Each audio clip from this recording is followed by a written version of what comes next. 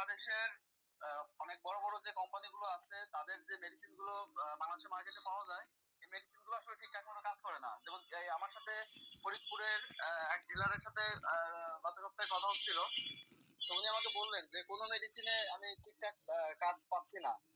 হ্যাঁ, তো এই কারণে আসলে কেউ কাউকে বললে বিশ্বাসই করতে চায় না। তারপর হয়তো এক দুজন যারা ব্যবহার করতেছে, যখন ভালো রেজাল্ট পাচ্ছে তখন তাদের থেকে আস্তে আস্তে আরো দুই চারজন করে মানে একটু একটু করে বিশ্বাস করতে শুরু করতেছে আর কি। এইভাবে আস্তে আস্তে একটু করে আহ, আমাদের মার্কেটটা বাড়তেছে এবং আশা করি আস্তে আস্তে এক সময় আহ, অনেক বড় পর্যায়ে যেতে পারবো। এবং একসময় দেখা যাবে যে এই মিটিং এ আমাদের বাংলাদেশ থেকে অনেক পরিমাণ চাষি থাকবেন খুব শীঘ্রই, আমরা আশা করতেছি।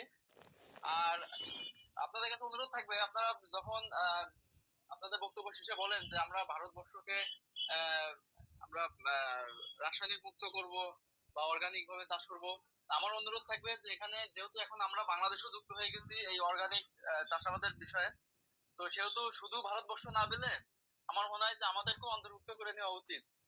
যে আমরা বিষমুক্ত হয়তো বিশ্ব করব বা যাক আমাদের মানে শুধু মানে এখন আর ভারতটাকে নিজেদের মধ্যে রাখেন না, যেহেতু এখন সিএসসি অ্যাকোয়া বায়োটেক তাদের নিজেদের দেশের সীমা পেরিয়ে অনেক দূর চলে এসেছে। অতএব এখন ঠিক আমি অনুরোধ করবো যে ওইভাবেই এখন থেকে বললে আর কি আমরা একটু গর্ববোধ করবো আর কি। তো ঠিক আছে, ধন্যবাদ সবাইকে, ভালো থাকবেন। Thank you sir, thank you. Susenjit স্যারের জন্য একটা খুব বড় করে হাততালি চেয়ে নেবো, কারণ বাংলাদেশ থেকে উনি টোটালটাই অপারেট করেন এবং একটা সুন্দর কথা উনি বলেছেন। এবং আজকের পর থেকে আমরা বলবো পুরো কেমিক্যাল মুক্ত ওয়ার্ল্ড করতে চাই। তো আমরা সমস্ত দেশে আমরা যেমন বাংলাদেশটাও পাড়ি দিয়েছি, সাথে সাথে আরো চেষ্টা করব আশেপাশে প্রতিবেশী দেশগুলোকে পাড়ি দেওয়া।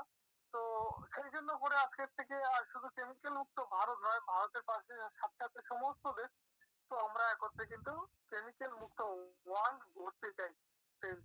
তো এটা কিন্তু আগামী দিন থেকে আমরা প্রত্যেকেই কিন্তু এটাই বলবো এবং এটাকে আমার সঙ্গে নিয়েই চলবো। অ্যাকচুয়ালি আমরা প্রত্যেকেই চাই যেন কেমিক্যাল মুক্ত আমরা দেশ গড়তে পারি।